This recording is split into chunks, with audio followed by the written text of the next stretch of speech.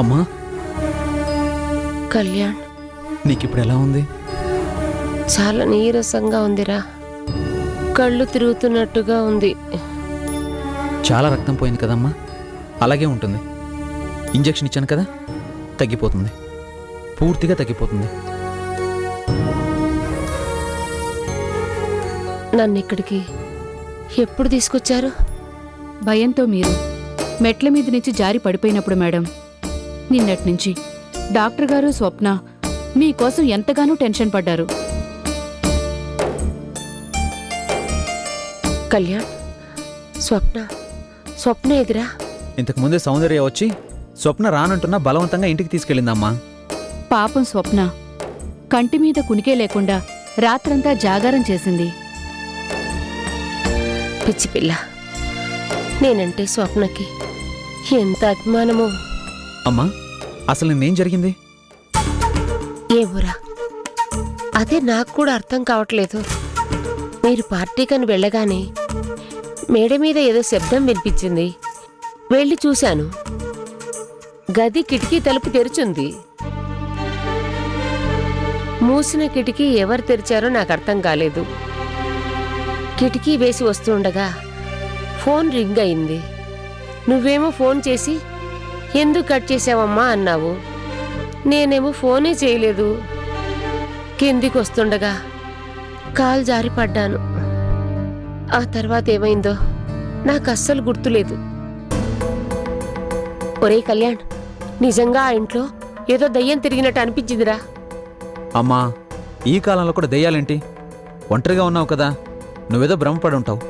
భ్రమ కాదురా, నిజం. ఒంటరిగా ఉండడం నాకు కొత్తేమీ కాదు కదా. కానీ నిన్నట్లాగా మాత్రం మన ఇంట్లో ఎప్పుడు జరగలేదు. మనుషులు కనిపించకుండా శబ్దాలు, తలుపులు దానంతట అవే మూసుకోవటం, ఇవేమిట్రా? నిజంగా ఆ క్షణంలో చచ్చిపోయానని అనుకున్నానురా. అమ్మా మేడం, ఆ ప్రభు దయ వల్ల మీకేమీ కాలేదు. మనుషులో దెయ్యాలో మర్చిపోండి. అవునమ్మా, నేనిలా బిడ్డ మీద చూస్తుంటే నాకెంత బాధగా అనిపిస్తుందో చెప్పలేను. జరిగిందంతా ఒక పీడకల అనుకుని మర్చిపో. ఇంకో 2 రోజులు ఇక్కడే ఉండి పూర్తిగా రెస్ట్ తీసుకో. ఇంకో 2 రోజులు హాస్పిటల్లోనా? అమ్మో, నా వల్ల కాదురా, నేను ఇంటికి వెళ్ళిపోతాను. చూసావా గ్రేసి, కాస్త ఓపిక రాగానే ఏంటి నేను వెళ్ళిపోతాను అంతే. మేడం, కనీసం ఈ ఒక్కరోజైనా మీరిక్కడ ఉండక తప్పదు. దీనికోసమేగా, తప్పుతుందా? అమ్మా, కంగారెందుకు? స్వప్న రాగానే నీకు తోడుగా నీ దగ్గరే ఉంటుంది. గ్రేసీ ఉంటుంది, నేనుంటాను. ఈ చేతికి కూర్చున్న సూది కూడా ఉంటుంది, అంతేగా? ఏరా, ఎంత డాక్టర్ అయితే మాత్రం నాకు భయమని తెలిసి కూడా నేను స్పృహలో లేకుండా ఉన్నప్పుడు ఈ సూదులు గుచ్చుతావా? నీతో మాట్లాడును పోరా. అమ్మా, మా అమ్మ చాలా మంచిదట, చెప్పిన మాట వింటుందట, అస్సలు అల్లరే చేయదట.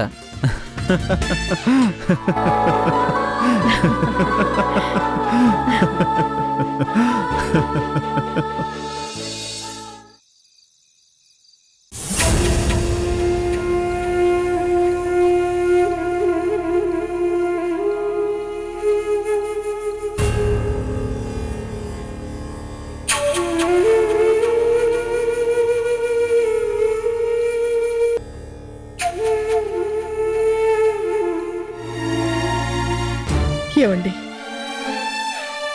మన పెళ్ళైన ఇన్నేళ్లలో నేను మీతో చెప్పకుండా ఏ పని చేయలేదు. కానీ రోజు రోజుకి దిగజారిపోతున్న మన పరిస్థితుల్ని కళ్ళారా చూస్తూ ఉండలేకపోయానండి. అందుకే ఎక్కడో ఒక చోట ఏదో ఒక పని చేసి 4 డబ్బులు సంపాదిస్తే ఏదో వేణీళ్లకు చన్నీళ్లు తోడుగా ఉంటుందనుకున్నాను. ఈ సంగతి తెలిసి కొంపలు మునిగిపోయినట్టు సౌందర్య రాద్ధాంతం చేస్తూ ఉంటే మీరు కూడా నన్ను ఎక్కడ ఆక్షేపిస్తారోనని హడలిపోయాను. కానీ మీరు ఎంతో పెద్ద మనసుతో నన్ను అర్థం చేసుకుని మాట్లాడి కోడలి ముందు నా తల వాలిపోకుండా కాపాడారు. ఇప్పటికే సౌందర్య నన్ను పూచిక పుల్లలా తీసి పారేస్తోంది. ఇవాళ తన ముందు మీరు కూడా నన్ను తప్పు పట్టి ఉంటే పురుగు కన్నా హీనంగా చులకనగా చూసేది, హేళన చేసేది, సూటిపొట్టి మాటలతో గుండెల్లో గుచ్చి మరింత దారుణంగా అవమానించేది. అలా జరగకుండా అలా జరగకుండా కాపాడాలనే కోడల ముందు నీ పరువు నా పరువు ఇంకా ఇంకా దిగజారిపోకుండా ఉండాలనే గుండె రగిలిపోతున్నా నిన్ను సపోర్ట్ చేస్తున్నట్టు నటించాను. ఏమండి? నీ ఏమండియే చచ్చాడు అనుకున్నావా? చిచ్చి, నేను బతికుండగానే నువ్వు ఎవరింట్లోనో పని మనిషిగా చేరి అంట్ల గిన్నెలు తోముతూ ఉంటే ఆ దృశ్యాన్ని చూసిన క్షణంలో నా కడుపు ఎలా రగిలిపోయిందో, నా రక్తం ఎలా సలసలా కాగిపోయిందో మాటల్లో చెప్పలేను. కోట్లు సంపాదించిన హరిప్రసాద్ ఇన్నాళ్ళు నిన్ను కారులో తప్ప కింద కూడా కాళ్ళు పెట్టనీయకుండా మహారాణిలా చూసుకునే నీ మొగుడు విధి వక్రించి కర్మకాలి అప్పులు పాలైపోయినంత మాత్రాన నీ దృష్టిలో కూడా వ్యధమైపోయాడా? కట్టుకున్న దానికి పంచపక్ష పర్వణాలు పెట్టలేకపోయినా కనీసం గంజినీళ్లు కూడా పోయలేనంత అసమర్థుడు, చేతగాని వాడు, అప్రయోజకుడు అయిపోయాడా? ఏమండి, నా ఉద్దేశం అది కాకపోతే ఇంకేమిటి నీ ఉద్దేశం? పని మనిషిగా ఇంకెవరో ఇంట్లో అభిమానాన్ని చంపుకొని వాళ్ళ చేత తిట్లు తింటూ పని మనిషిగా ఈ హరిప్రసాద్ భార్య అన్నపూర్ణ పని మనిషిగా కోడలు ముందు అయ్యో అయ్యో. ఏమండి, నేను చెప్పేది ఆవేశంతో కాకుండా కొంచెం శాంతంగా వినండి. ఇన్నేళ్లు నేను నా భర్తే దైవం అనుకున్నాను. మీరు క్షేమంగా ఉండాలని ముక్కోటి దేవతల్ని ప్రతిరోజు ప్రార్థిస్తూనే ఉన్నాను. మీ చేత ఈ తాళి కట్టించుకున్న నాటి నుండి మీరు చెప్పినట్టే విన్నాను. మీ అడుగుజాడల్లోనే నడిచాను. కానీ ఇప్పుడు మీతో కూడా చెప్పకుండా స్వతంత్రించిన నేను ఈ పని చేయడానికి కారణం కూడా మీరేనండి. మీకోసమే, నా మాంగళ్యాన్ని కాపాడుకోవడం కోసమే మీరు కొట్టినా తిట్టినా సరేననుకొని ఈ రకంగానైనా 4 డబ్బులు సంపాదించి అర్ధాంగి అనే మాటకు అర్థంగా నిలవాలని ఆశించానే తప్ప మిమ్మల్ని అవమానించాలని మాత్రం కాదండి. ఆ దేవుడు సాక్షిగా కాదు, మీరు నా మెళ్ళో కట్టిన పవిత్రమైన ఈ మాంగళ్య సాక్షిగా చెప్తున్నాను. దయచేసి మీ అన్నపూర్ణని అపార్థం చేసుకోకండి.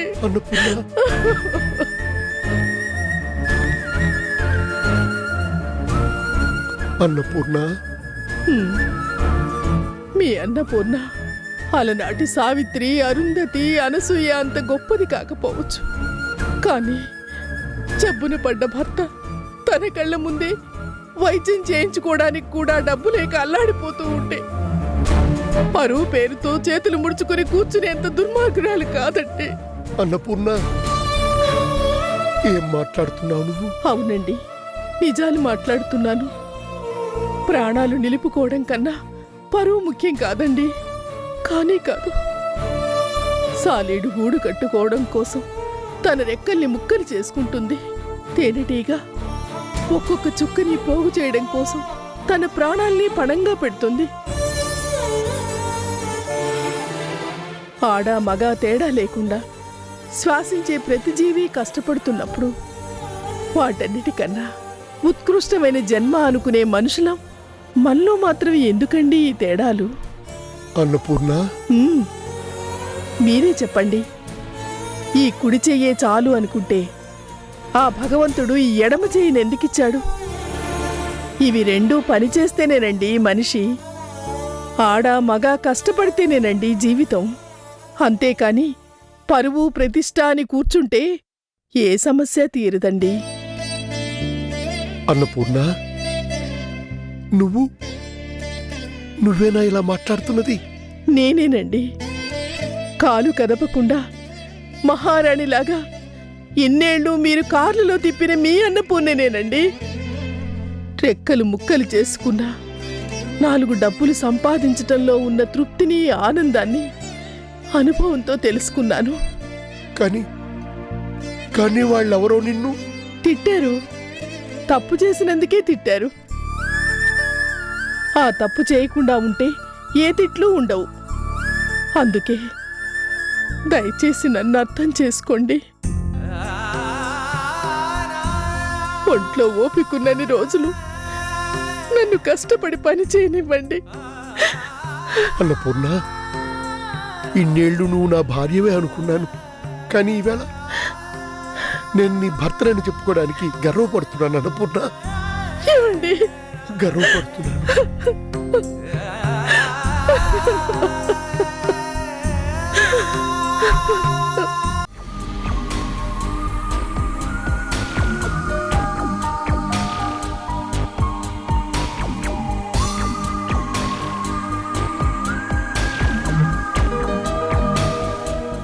హరి, ఒకసారి లోపలికి రా.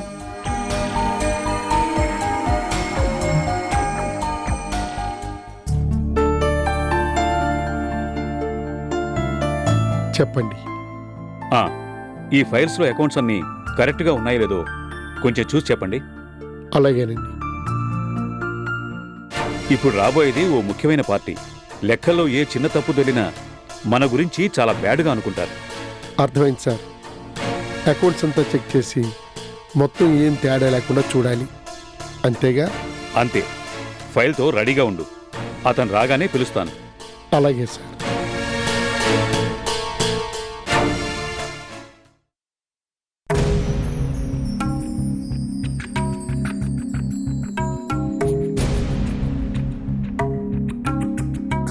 హలో రావు గారు.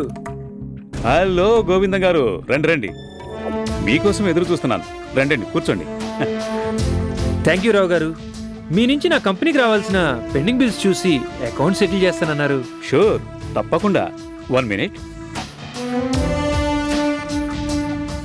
హరి, రెడీనా? ఫైల్ తీసుకురా. గోవిందం గారు, బిజినెస్ ఎలా ఉంది? కొత్త బిజినెస్ కదా సార్, కొంచెం కొత్తగా ఉంది. కొత్త బిజినెస్, కొత్త పెళ్ళాం ఒకేలాంటివి. అలవాటైతేనే మజా తెలిసేది. వెల్ సెడ్ అండి.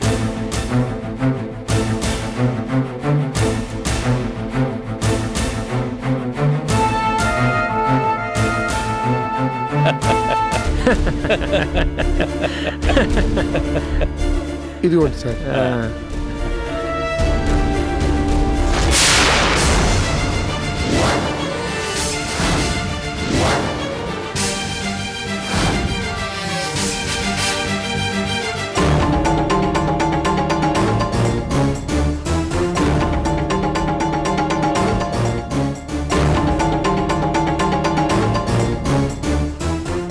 ఛా, ఏమిటే హరిది? లెక్కలో ఒక తప్పు కూడా లేకుండా చూడమంటే ఇదేనా? ఏమిటయ్యా నువ్వు చేసింది? సారీ సార్, ఏదో ఆలోచనలో పడి తప్పు చేసి ఉంటాను. మళ్ళీ చూస్తాను సార్. సారీ అని వినయంగా మాట్లాడితే సరిపోదయ్యా. చేసే పనిలో శ్రద్ధ ఉండాలయ్యా. ఛ, కోట్లలో బిజినెస్ చేసి ఆరిపోయిన వాడివి కదా అని జారిపడి పనిలో పెట్టుకున్నాను.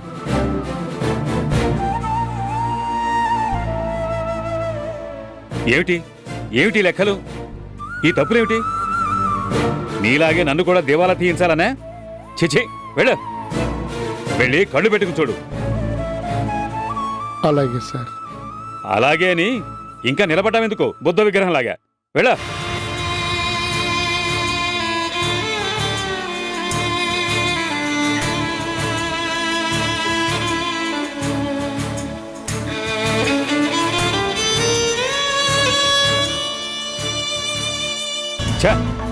ఏళ్ళొస్తాయి ఎందుకు?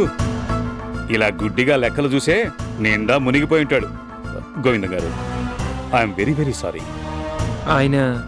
ఆయన ఒక వేస్ట్ ఫెలోలండి. ఏ పని సరిగ్గా చేయడు. మీరేమనుకోకపోతే మళ్ళీ రేపు పొద్దునే రండి ప్లీజ్. అలాగే.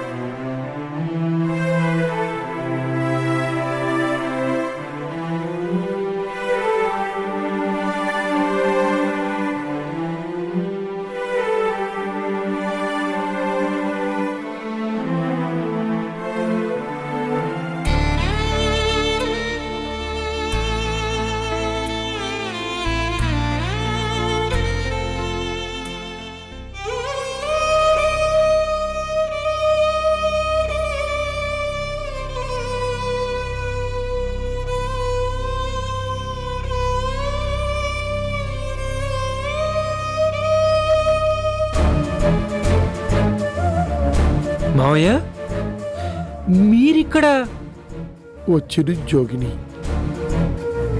అయినా మీరు ఇలా పనిచేయాల్సిన అవసరం ఏంటి మావయ్య? తప్పే ఉంది. పొట్ట నింపుకోవాలంటే ఏదో పని చేయాలి కదా.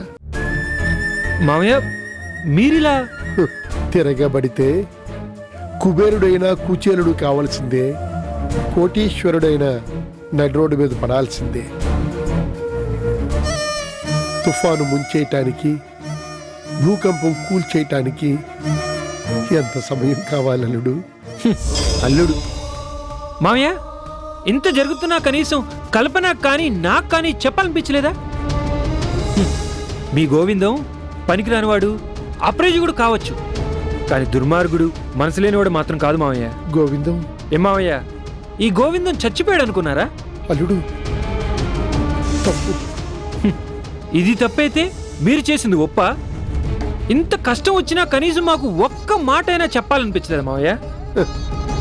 పిల్లనిచ్చిన ఏ మామగారైనా అల్లుడికి కట్నాలు ఇవ్వాలి, కానుకలు ఇవ్వాలి, అంతేగాని కష్టాల్ని పంచివ్వకూడదు నాయనా. మా బాగా చెప్పారు మావయ్య. మీ కష్టాల్ని పంచుకుంటాక నేను ఎవరిని? అయోగ్యుణ్ణి, అసమర్థుణ్ణి. కలుపు కలుపు అంటూ ఎప్పుడు మీ కూతురు కొంగు పట్టుకొని తిరిగే వేస్ట్ గాడిని, అంతేగా? అయ్యో, నా ఉద్దేశం అది కాదు అల్లుడు. కాకపోతే ఏంటి మావయ్య, సింహలా బతికిన మీరు ఎవరి ముందో చేతులు కట్టుకొని తలదించుకొని మాటలు పడుతున్నారు ఇలా. వీలేదు, మేము ఉండగా మీకు ఇలాంటి దుస్థితి పట్టనివ్వం. రండి, నాతో రండి. నేను కలుపు మిమ్మల్ని పువ్వులో పెట్టుకొని చూసుకుంటాం మావయ్య.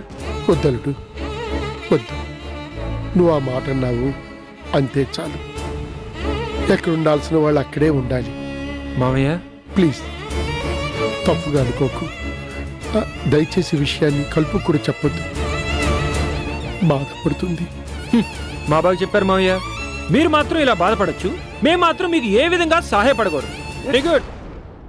కాదలుడు, కాలు చేతులు స్వాధీనంలో ఉన్నంత వరకు కొడుకుల మీదే కాదు ఇంకెవరి మీద ఆధారపడకూడదని నా ఉద్దేశం. మీ అత్తగారి ఉద్దేశం కూడా అదే. అలా బతకలేనప్పుడు తప్పకుండా మేము మీ దగ్గరికే వస్తాం. మావయ్య ప్లీజ్ ఇంకేమీ మాట్లాడద్దు. ఈ విషయాలు ఇవి కల్పనతో చెప్పనని నాకు మాట ఇవ్వలుడు. ఈ మామయ్య మీద నీకేమైనా అభిమానం, గౌరవం ఉంటే ఒట్టేసి చెప్పు, చెప్పలుడు.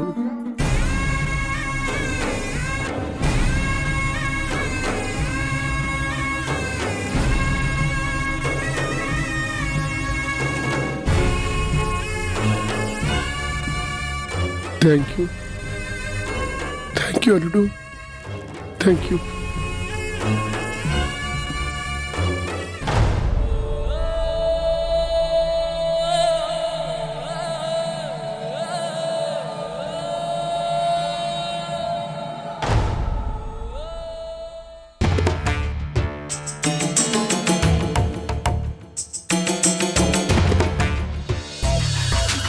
ఇప్పుడు ఈ ఇల్లు నాది. ఈ ఇంటికి యజమానిని నేను. I'm the absolute owner of this house.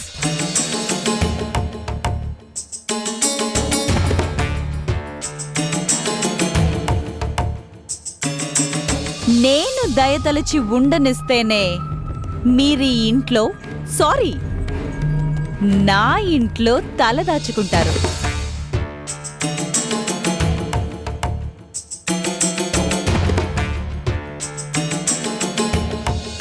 ఈ ఇల్లు నాది. మీరు తినే తిండి నాది. A to Z మొత్తం నాది.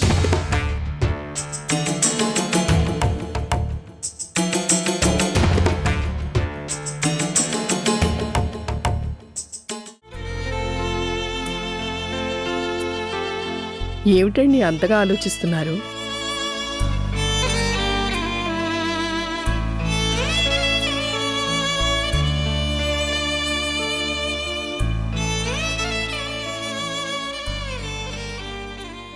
అడిగేది మిమ్మల్ని. దేని గురించి? మన గురించి. మనకేమైంది ఇప్పుడు? ఉన్నంతలో బానే ఉన్నాం కదండి. నేను ఆలోచిస్తున్నది బాగుండడం గురించి కాదు, మరి దేని గురించి?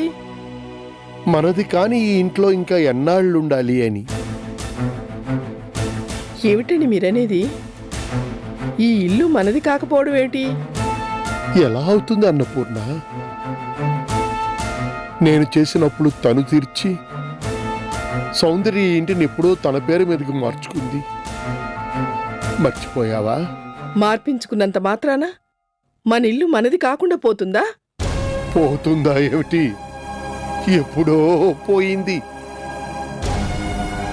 ఇల్లు, గౌరవం అన్నీ అన్నీ ఈ ఇంటి కోడలిని,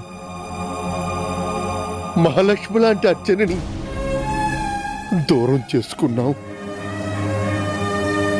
ఈ ఇంటి కళ, కాంతి అన్నీ ఆమెతోనే వెళ్ళిపోయాయి.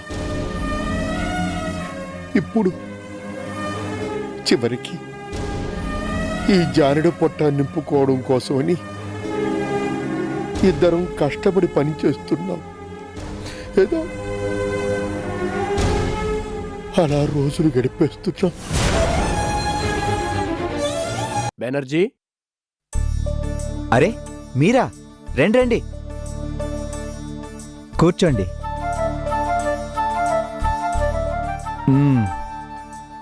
ఏంటి అందరు ఇలా కట్టగట్టుకొని వచ్చారు? నీతో కొంచెం మాట్లాడాలి.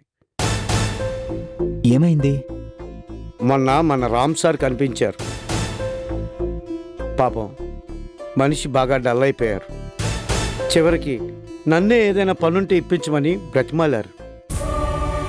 ఒకప్పుడు మన కోసం మన సార్ రాత్రింబౌళ్ళు కష్టపడ్డారు, కానీ ఆయన కోసం మనం ఏం చేసాం? ఫ్యాక్టరీ ముత్తపాడగానే ఎవరితో వాళ్ళు చూసుకున్నాం. నిజమే, నాకు కూడా బాధగానే ఉంది. అందుకు సానుభూతి చూపించడం తప్ప కానీ మనం ఏం చేయగలం? ఎందుకు చేయలేం? నిజంగా మనమంతా కష్టపడి శ్రమిస్తే మూతపడిన ఫ్యాక్టరీని తెరిపించలేమా? ఆగిపోయిన యంత్రాలని నడిపించలేమా? ఉత్పత్తి చేయలేమా? ఆట తెచ్చుకోలేమా? చెప్పు బెనర్జీ, మేం వర్కర్లం, నువ్వు సూపర్వైజర్. మనందరం కలిసికట్టుగా ఆలోచిస్తే ఏదైనా సాధించగలం. కాదంటావా? నువ్వు చెప్పింది నిజమే, కానీ రామ్ ఇప్పుడున్న పరిస్థితుల్లో అందుకు ఒప్పుకుంటాడా అని. సార్ తప్పకుండా ఒప్పుకుంటారు. మనం అంతా కలిసి వెళ్ళి అడిగితే కాదనరనే నమ్మకం నాకుంది. ఇన్నాళ్ళు మన దారి మనం చూసుకొని తప్పు చేశాం. ఇక ముందైనా మనం చేసిన తప్పును సరిదిద్దుకుందాం. పూజా ఇండస్ట్రీస్ తిరిగి తెరిపిద్దాం. అవసరమైతే రాత్రింబౌళ్ళు కష్టపడి పనిచేద్దాం. మన సార్ కళ్ళల్లో ఆనందాన్ని మనం కళ్ళారా చూద్దాం. కరెక్ట్గా చెప్పారు వెంకటేశం. పదండి, ఇప్పుడే వెళ్ళి మనం రాముని కలుద్దాం. అలాగే.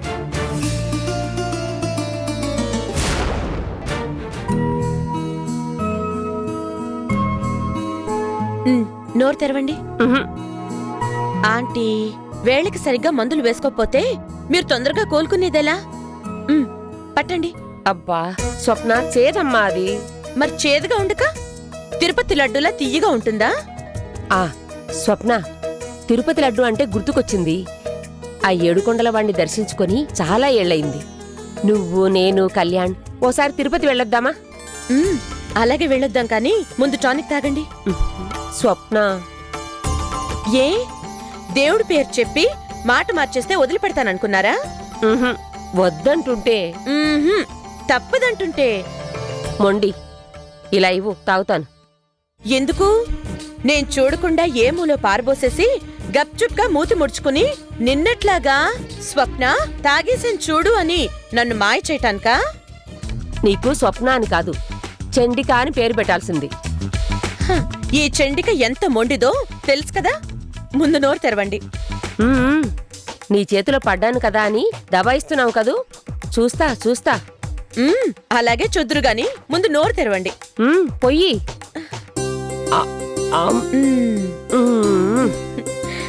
చూసారా, క్షణంలో అయిపోయింది. ఈ మాత్రం దానికి ఇల్లు పీకి పందిరేసినంత పనిచేశారు. పందిరి వెయ్యాలి, ఆకాశమంత పందిరి వెయ్యాలి, భూలోకమంత పీట వెయ్యాలి. వేద మంత్రాలతో సన్నాయి మేళాలు మ్రోగుతూ ఉంటే నా కొడుకు నీ మెళ్ళో మూడుముళ్ళు వేసి నిన్ను నా కోడల్ని చెయ్యాలి.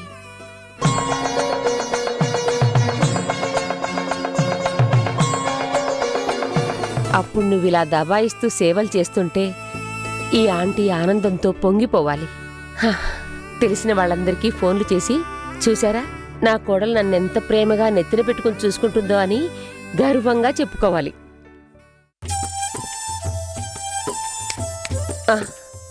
ఆంటీ, ఏం ఆలోచిస్తున్నారు? ఏం లేదమ్మా.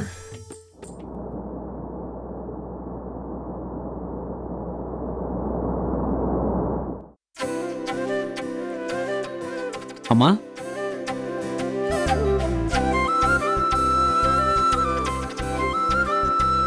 అమ్మా, ఎలా ఉంది ఇప్పుడు? బాగుందా? బాగుండకేం చేస్తుంది? వద్దని మొత్తుకుంటున్నా వినకుండా టైంకి మందులన్నీ నా గొంతులో పోయడానికి కాపలా పెట్టావుగా కాబూలివ్వాలని. అమ్మా, నేను స్వప్న ఏం చేసినా నీ మంచి కోసమే కదా. నువ్వు త్వరగా కోలుకోవాలనే కదా. ఇదిగో, మాట్లాడితే ఇలా ఇద్దరూ కలిసి నా నోటికి తాళం వేస్తారు. అది సర్లే గాని ఇంత లేట్ అయిందేంటి? చెప్పాను కదమ్మా, హాస్పిటల్కి కొత్త ఎక్విప్మెంట్ కొనడానికి బ్యాంకు నుంచి 25 లక్షలు డ్రా చేసుకురావాలని. అందుకే లేట్ అయింది. అమ్మా, ఈ డబ్బు తీసుకెళ్లి బీరువాలో పెట్టు. మంచం మీద నుంచి దిగడానికి ససేమిరా వీల్లేదని ఆర్డర్ వేసింది కదా చండిక. ఆ చండికనే పెట్టమను బీరువాలో. స్వప్న, ఏమైంది? ఏం లేదు, వద్దన్నా టానిక్ తాగించానని కోపం. నాకేం కోపం లేదు. ఇదిగో తాళాలు తీసుకో. అమ్మా, స్వప్నని ఇప్పుడే కోపడినట్టున్నావు. అవును, కోప్పడతాను. మళ్ళీ మాట్లాడితే నా నెత్తి మీదకి ఎక్కించుకుంటాను. మాకు మధ్య 1.25 లక్షలు ఉంటాయిరా. మధ్యలో నీకెందుకు? Who are you? అడుగు స్వప్న. అబ్బో, ఆడవాళ్ళ మెజార్టీనా? ఇంకా అయినట్టే. ఎందుకు కావు? అన్నీ అవుతాయి. నువ్వు ఆశపడేవి నేను కోరుకునేవి కూడా కదు స్వప్న. అదన్నమాట. అర్థమైందా స్వప్న?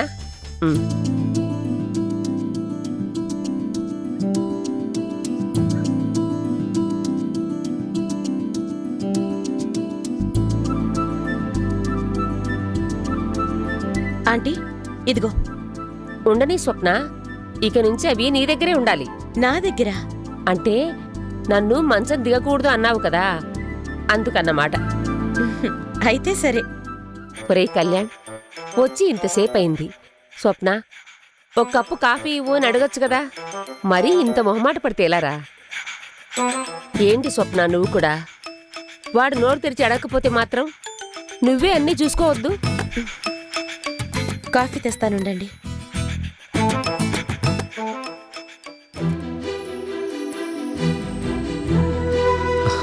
అమ్మా.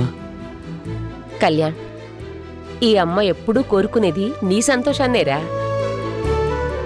చూస్తున్నావు కదా, సౌందర్య చెప్పింది బయట పడకపోయినా స్వప్నకిష్టమేనని. మరెందుకు ఆలస్యం? రేపే పంతులు గారితో మాట్లాడి లగ్నానికి ముహూర్తాలు పెట్టిస్తాను. ఏమంటావు? అలాగేనమ్మా, మా మంచి అమ్మ.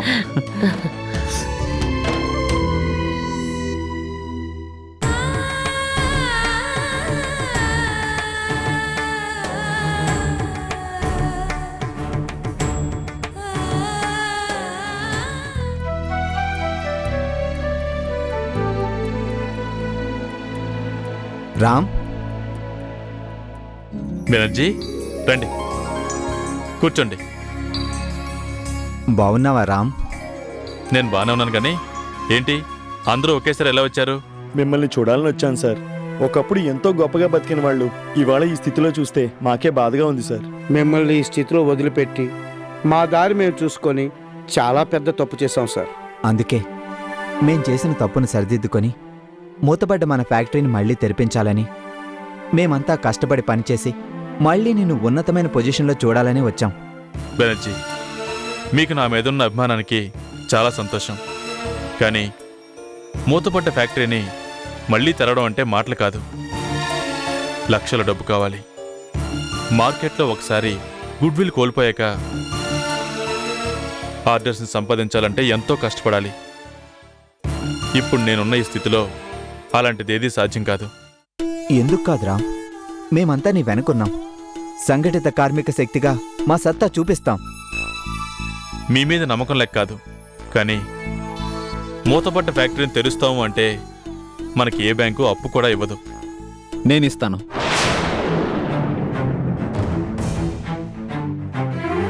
కళ్యాణ్, అవును రామ్, నేను మీ మాటలన్నీ విన్నాను. ఫ్యాక్టరీని మళ్ళీ తెరిపించడానికి మీకు కావాల్సినంత డబ్బు నేను సర్దుబాటు చేస్తాను. వద్దు కళ్యాణ్, మన స్నేహాన్ని నా అవసరం కోసం ఉపయోగించుకోవడం నాకు ఇష్టం లేదు. హలో, నేనేం ఫ్రీగా ఇస్తాను అనట్లేదు, బ్యాంక్ వాళ్ళలాగానే అప్పుగా ఇస్తాను అంటున్నాను. అయినా సరే వద్దు. తప్పేంటి రామ్? ఎవరిచ్చినా ఎక్కడి నుంచి తీసుకున్నా అప్పే కదా. మన పొజిషన్ కాస్త కుదుట పడగానే అప్పు తీర్చేద్దాం. బ్యాంక్ వాళ్ళకి ఇచ్చే వడ్డీతో సహా. ఓకే? ఒప్పుకో రామ్. ఒప్పుకోండి సార్.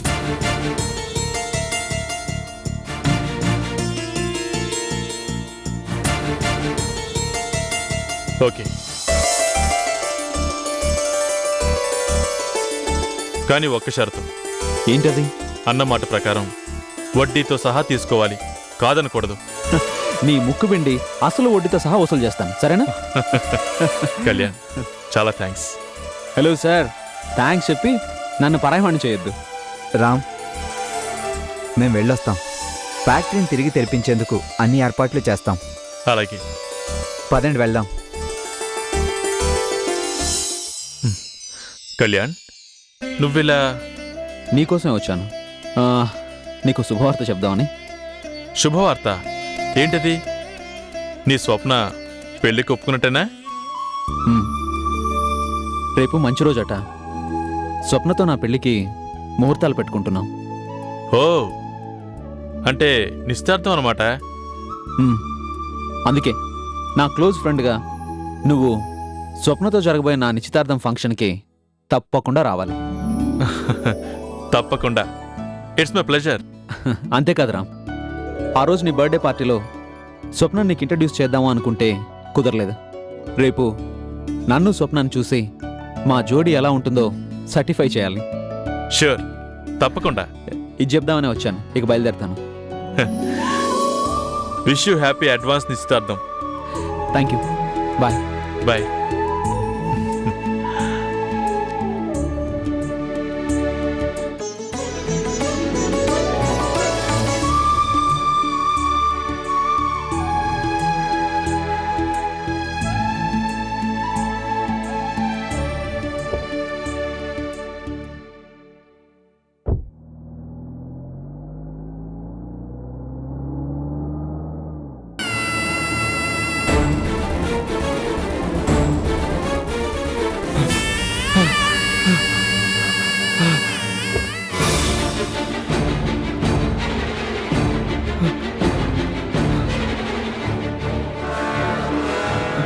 అర్చనా!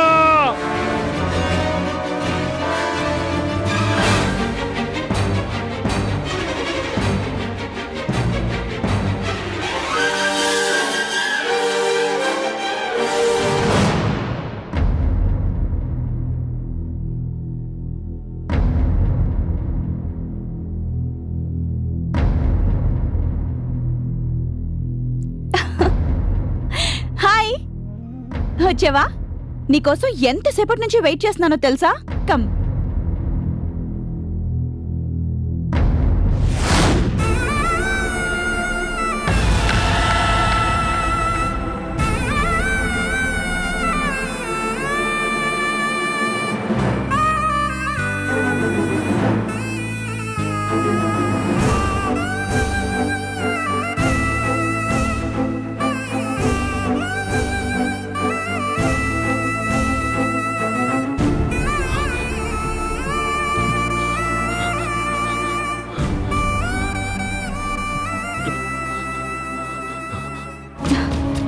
స్పెషల్ అకేషన్ శారీస్ అద్దరిపోయేలా ఉండాలి. రేట్ ఎంతైనా పర్వాలేదు. అలాగే మేడం. సౌందర్య, అసలు క్వశ్చన్స్ అన్ని తర్వాత, ముందు సెలెక్ట్ చేసుకో. ఇవి లేటెస్ట్ మేడం. ఇది చూడు, బానే ఉంది కదా?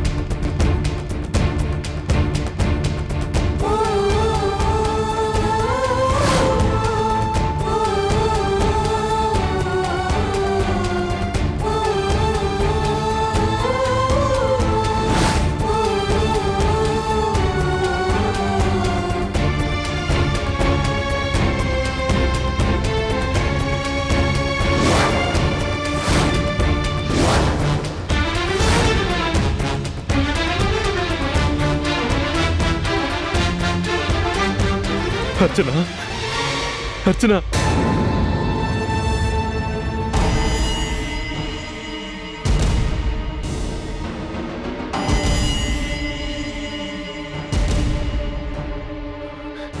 నేను అర్చన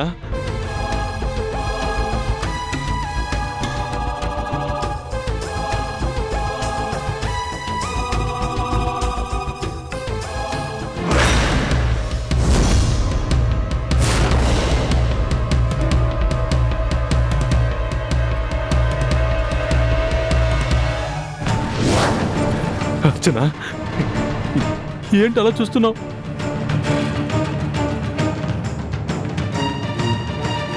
నేను అర్చన నేను నీ రామ్ ప్రసాద్ని, నీ భర్తని.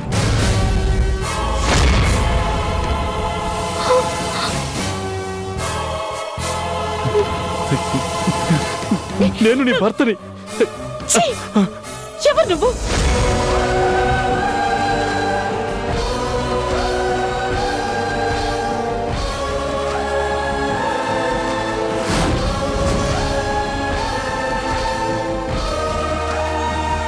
అర్చన, నన్నే ఎవరిని అడుగుతున్నావా? వద్దర్చన, అంత మాట అనద్దు. నా మీద నీకు ఎంత కోపం ఉన్నా తాళి కట్టిన భర్తనే గుర్తించినట్టు మాట్లాడద్దు.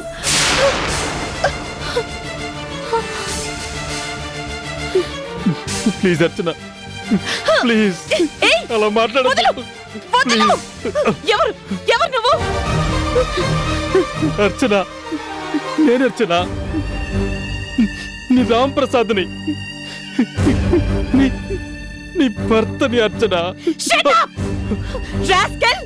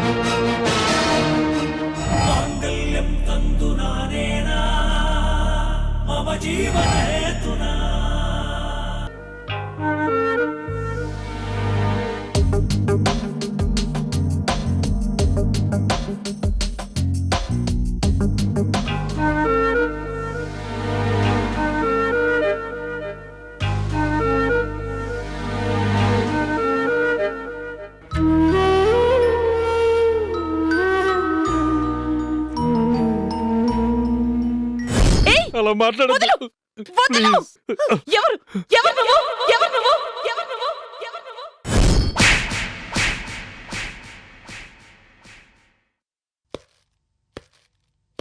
Ram, Ram,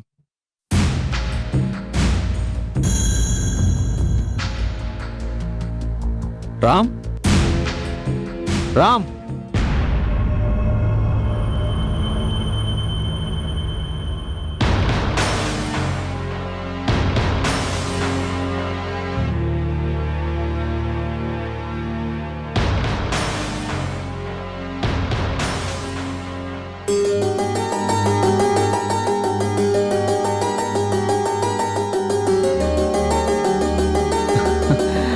Ram,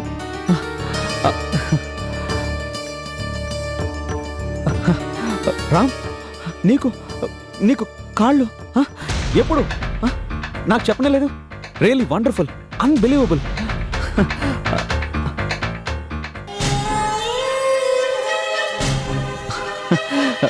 really it's a miracle. అద్భుతం. మాట్లాడవేం రామ్?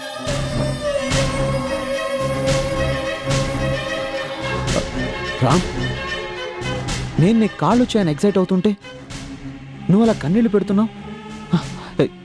ఏం జరిగింది? చెప్పు, ఏం జరిగింది?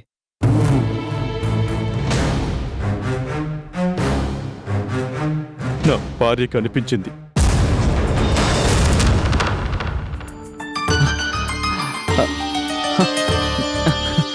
నిజంగానా? మరి ఇంతటి శుభవార్తని ఇలా డల్గా చెప్తున్నావేంటి?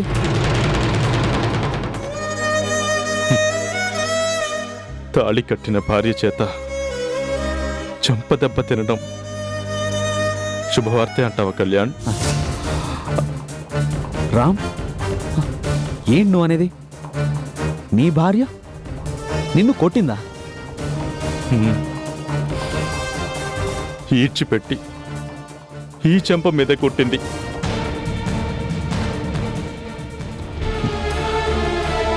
తన కోపాన్నంతా కళ్ళలో చూపిస్తూ నా మీద అసహ్యంతో చేత్కరిస్తూ ఇక్కడ ఇక్కడ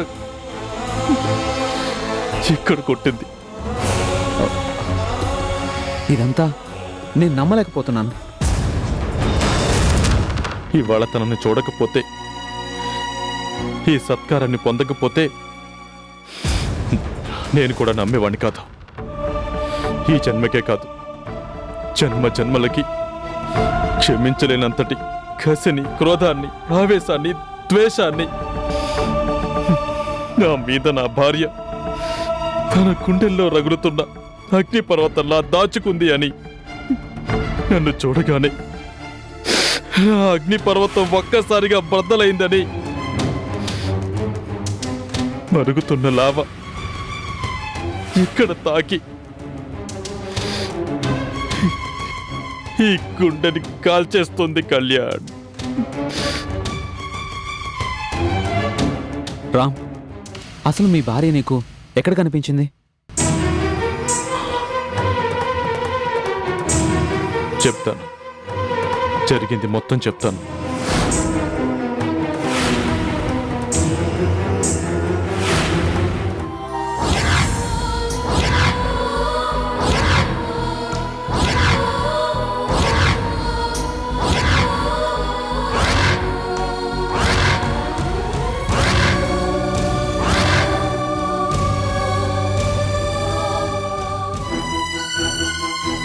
ఇన్నాళ్ళు నేను తప్పు చేశాను అనుకున్నానే కానీ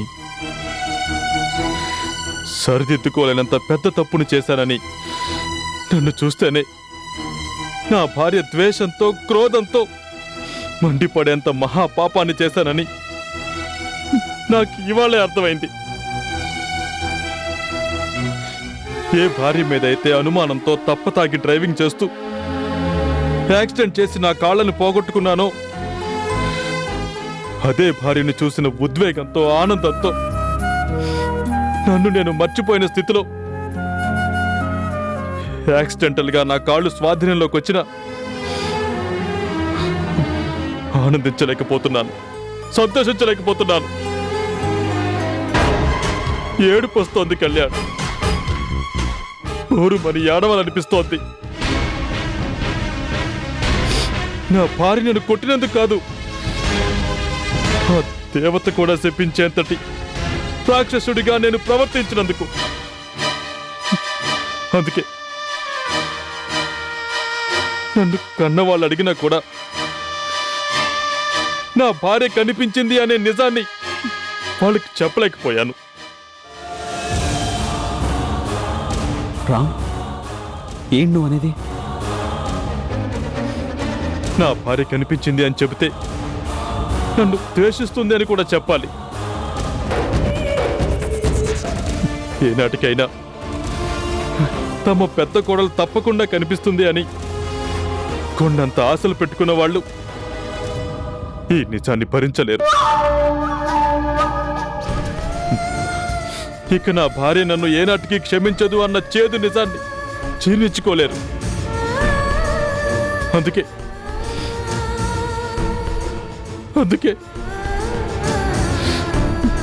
చెప్పకూడదనుకున్నాను.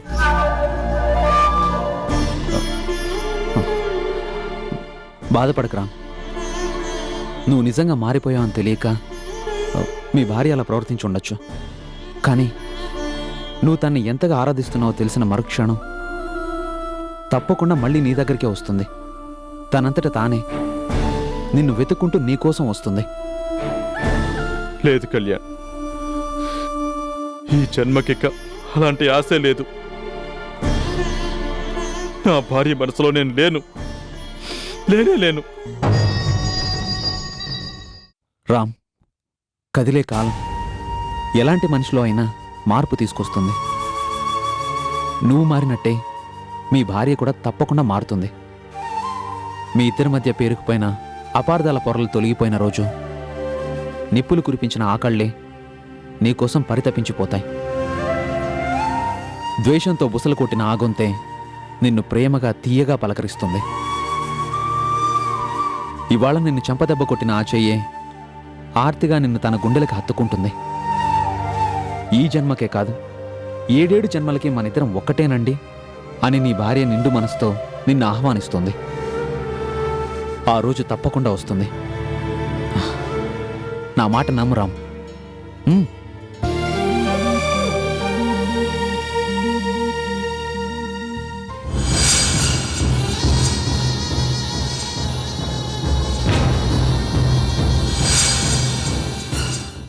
సౌందర్య, నువ్వు చెప్పేది నిజం మమ్మీ.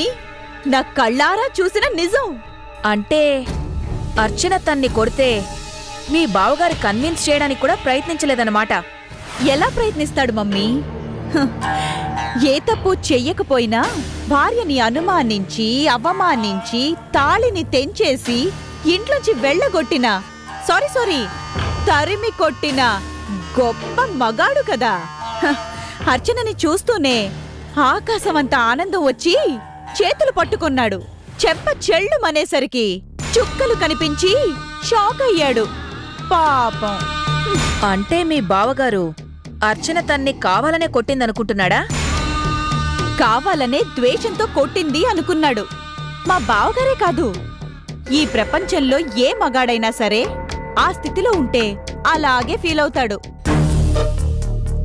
తను పెట్టిన హింసల్ని భరించలేకే ఇంట్లోంచి వెళ్ళిపోయినా తన భార్య గుర్తించినా గుర్తించనట్టే నటిస్తోంది అని. అణువణువున అసహ్యంతో ద్వేషంతో తనని చూస్తేనే మంటపడుతుంది అని. సబ్బాష్ సౌందర్య, కాగల కార్యాన్ని గంధర్వులే తీరుస్తారన్నట్టు అర్చన పెళ్ళయ్యేదాకా అదే ఫీలింగ్లో ఉంటే చాలు. నువ్వనుకున్నది ఖచ్చితంగా అనుకున్నట్టే జరుగుతుంది. జరగాలి మమ్మీ, అంతా నేననుకున్నట్టే జరగాలి. నిజం తెలిసాక అప్పుడు ఆ రోజు నువ్వు చెంపదెబ్బ కొట్టింది నీ మొగుణ్ణే అంటే అర్చన మొహంలో ఫీలింగ్స్ ని నా కళ్ళారా చూడాలి, నా కసి తీరా చూడాలి. చూస్తాను. ఆ రోజు ఎంతో దూరంలో లేదు, తప్పకుండా చూస్తాను.